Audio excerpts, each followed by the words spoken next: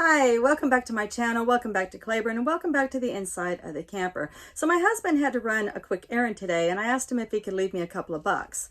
So he left me this buck and this buck. And they're both dull as fudge. Haha, you thought you were going to catch me, huh? So I wanted to be nice and do him a favor and sharpen his knives today. So that's what this video is about. I hope you enjoy.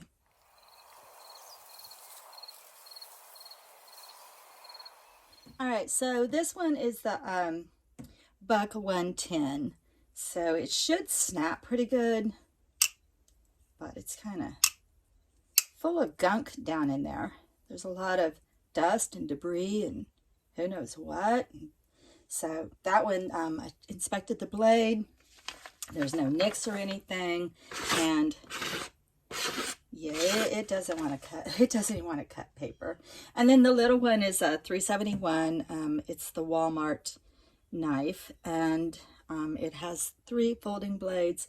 Just be mindful, of course, whenever you're dealing with a knife, to keep your fingers away from that blade edge. And I'll just always work from back here or in the center where I need to be. I don't have running hot water, so I just use a hot water bath to clean out the gunk, a toothbrush, and some Dawn. So let me start by cleaning out the inside of these knives. All right, so now let's make that snap action quieter and gives it a more clean snap. Now I don't hear that whoosh whoosh of it trying to go past all that dust and debris. All right, so we got that one done. Awesome. All right, now I'm going to clean the other one. So the way I can tell when I've gotten all the gunk out of this joint is you have to listen very carefully and you won't hear like that grinding sound. Like there's no grind. Like when I first started this, you could hear it grinding, and now you don't hear anything. So these are clean down in that joint, and the inside I can visually inspect, and they're clean in there. Okay, so now what I'm going to do is I need these knives thoroughly dried. So I'm going to hand dry them, and then I'm just going to set them in a basket and set them in the sun. You can put them in front of a fan if you want to, or you could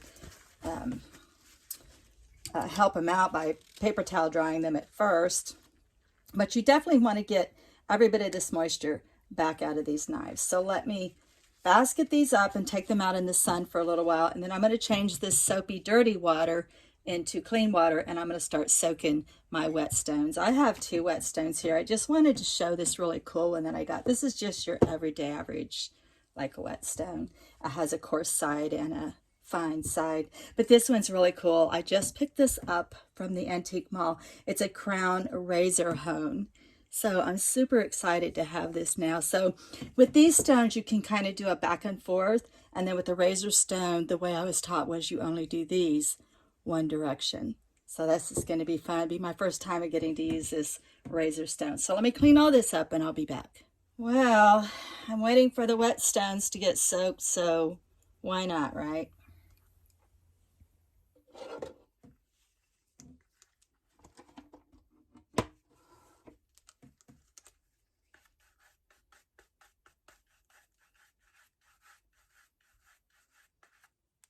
Oh, wow. Wow. Man. I think he should take me out to dinner for this. What do y'all think? There's a new place not far from here to go get prime rib. Oh, it's so beautiful. Wow, it feels so different already. I don't polish the back of it because this is going to go against his clothes, and I don't want any polish to, wow, to come off on that. Man, what a difference. Gosh, that's beautiful. Just beautiful. Oh, look at that. Ah. So, of course, with your whetstone, you want to make sure it's soaked well and stays nice and wet. And then what I was told to judge your 45, your correct angle, was that you stack 3 American quarters. And that should give you the right angle. So then it's just a very smooth back and forth action. both directions. And you're supposed to count, I guess, like 45 times. I don't know. I just keep testing it until it's good and sharp.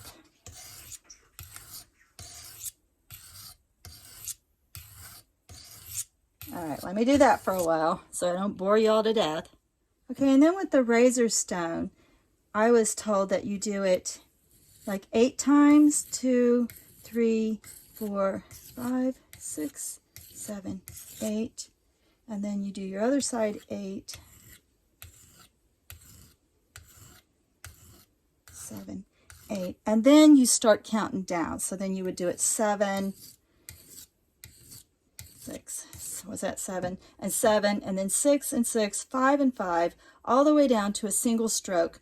And then with your single strokes, you start testing it. So let me work that down.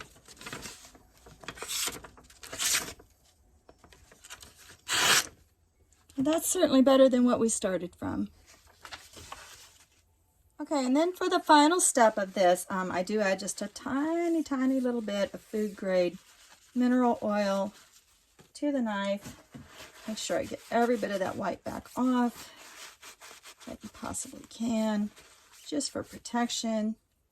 And then there is a wives' tale that says, whoever opens a knife is the one who needs to close the knife.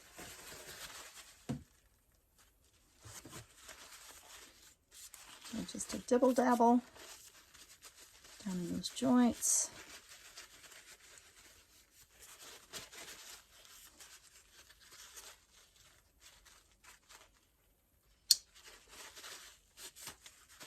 Those knives look good now. Now you can see yourself in these knives. It wasn't like that before. All right. Put his back in the holster. That's it. He should appreciate that and enjoy that when he gets back home. All right, guys. Hopefully this video inspires you that sometimes it's just the little things in life, like having a sharp knife and things that look good and work the way that they're supposed to work, and things that you can carry with you with pride. It's very important. So hopefully this video finds you all doing very, very well. And I hope for you much love and light. Blessed be.